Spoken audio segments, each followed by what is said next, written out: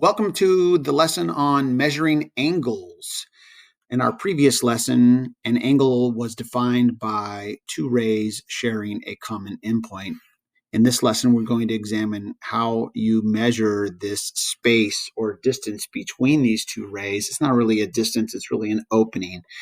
The most common tool you can see on the right there is a protractor. Protractor can be used to either measure the angle of an existing angle or to create or draw an angle given a measure.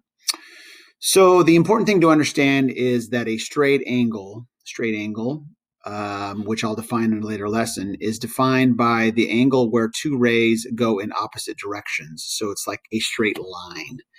That angle measure there will be 180 degrees. In other words, we're going to call that opening 180 degrees. We can think about a 180 degree turn being going one direction and turn completely backwards and going back the other direction. Now, 180 plus 180 is 360, and that would indicate a full rotation or a full revolution. So you can see on the protractor at the right that 180 degrees is from one side of the protractor all the way to the other direction. So if you were to measure an angle, you would place this protractor so that the vertex of the angle was right here on this center mark. Every protractor does it a little bit differently. One of the rays would need to either sit along this line, pointing towards zero, or it could also point in this direction towards the zero. Then when the angle is, you're placing it in that fashion, the angle, whatever it is, let's use an example. Let's say the angle goes here, and we're measuring this interior angle there. We're going to either call that 70 or 110. So the important thing to realize is that 90 is straight up. So when we're coming from the left, we're using the number 0, 10, 20, 30, 40, 50, 60, 70, 80, 90. So that would be 110. So if I were to call this angle, let's say this vertex is A, I would say the measure, I'm going to use a lowercase m, the measure of angle A, that means the size of angle A would be equal to 110 degrees. Let's use GeoGebra to draw a few as well. Going over to GeoGebra, there are some tools I showed you last time, how to use the ray tool to draw an angle. But down here, we have some other tools under measure.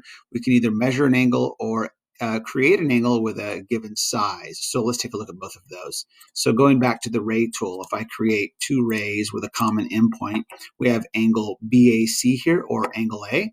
If we want to use the measuring tool, you can click on angle. It gives directions. Select 3 points or 2 lines. And the order does matter if you go in the wrong order. So, for example, if I choose C, A, B, notice it labeled that interior angle 40 degrees. So the measure of the angle we see there would be 40 degrees. Let me show you something else. If I click angle, but I go in the opposite direction, if I do B, A, C, well, never mind. That did exactly the same thing. So I'm not redoing this video though. Okay, in the old school GeoGebra, it used to do the angle that went on the outside of this.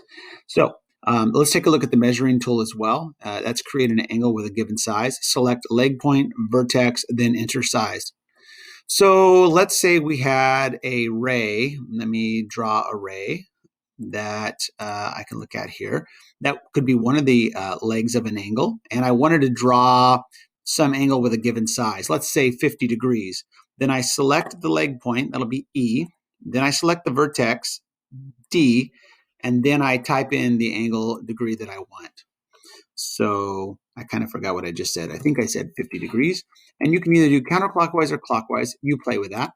And notice that it gives you that angle. And it created a new point. It's E prime, which you have to look kind of carefully to see that. But then I could draw a ray from D through E prime up there. And that would be a 50-degree angle.